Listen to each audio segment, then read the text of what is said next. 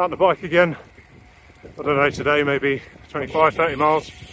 Got a busy day with the family, so just want to talk about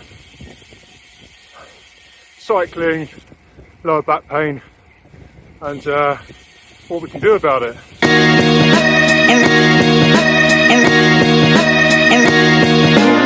I used to cycle when I was younger, fairly decent at it, but it was just like casual with friends, paper rounds, commute to work as I got older. And then sort of let it go over the years as my back got worse from spondylolisthesis, lower back pain. My running couldn't really keep up with it, so I took up cycling. Initially it was really good, and then for some reason it got worse, and I think it was this forward flex position on the bike, and I persevered with it as much as I could, much as the pain would let me. You know, I'd cycle 5 miles, have to stop, stretch off, and the whole ride was hampered by that pain, so it was a bit rubbish. And then now I'm post-surgery, spinal fusion 2023, I can cycle again after rehabbing myself the right way, and it's pain-free. You can do that too. If you love cycling, it's been hampered by your lower back pain, we can train online, train people all around the world to deal with their lower back pain or issues such as spondylolisthesis, whether you're pre or post-surgery. Hit me up.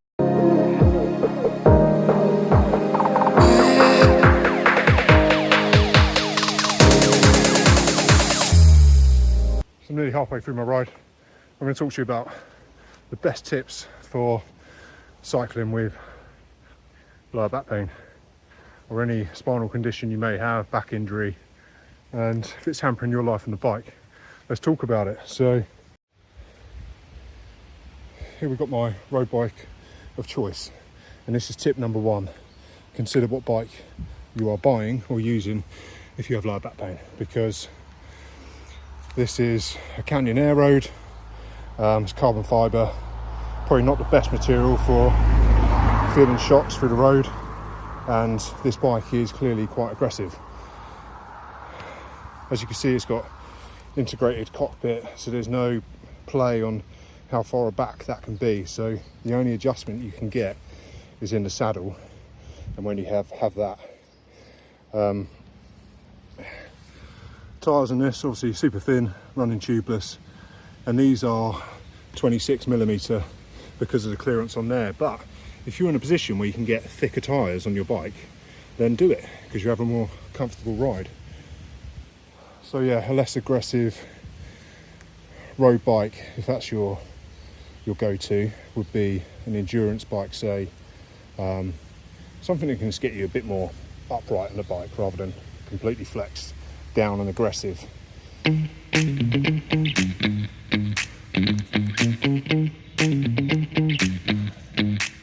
Tip number 2 is get a bike fit. Now, if you're like me and you've been really sucked in by your bike look, like the Batmobile, then the next best thing you can do is get a bike fit. If you haven't bought a bike, get a bike fit first. Hang on, horrendous UK roads. Another freebie tip: cycle on roads that aren't. Bike fit will be able to fine tune it to you or tell you what size of bike you need.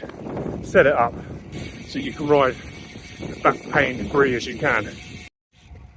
Right, the wind is still around, playing up, so we're on one of my favourite roads in the world to cycle. That's a view. So, tip number 3, consider your core when you're cycling, so engage it, and by that I mean your pelvic floor.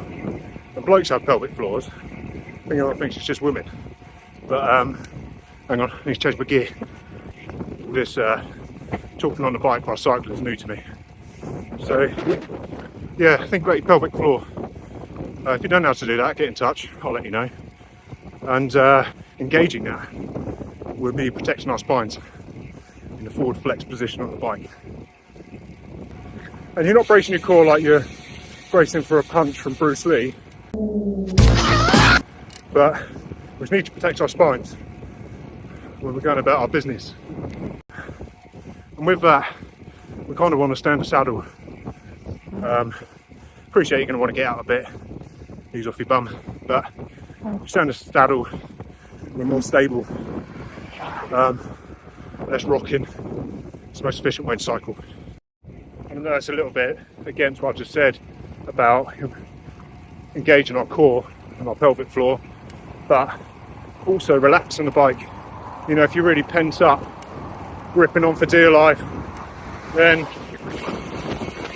it's not going to make for a good ride. You're going to be tight across your whole body. You know, you're already exerting yourself on the bike anyway, so just try and loosen off your shoulders, your hands. If you're in the UK, I know a lot of drivers are trying to kill us anyway. Don't see us as human, but try and forget that. Just relax.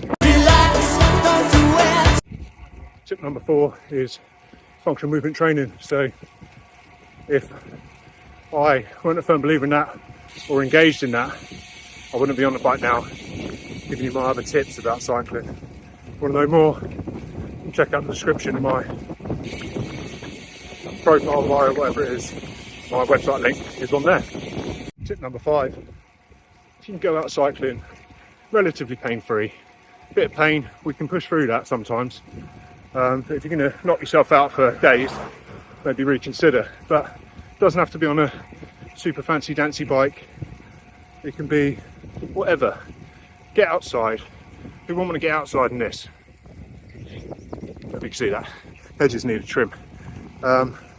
Relatively pain-free, give you mental wealth in the sun, which is now finally out. You can buy yourself that hour, couple of hours, whatever it is. Get it done. Get out there.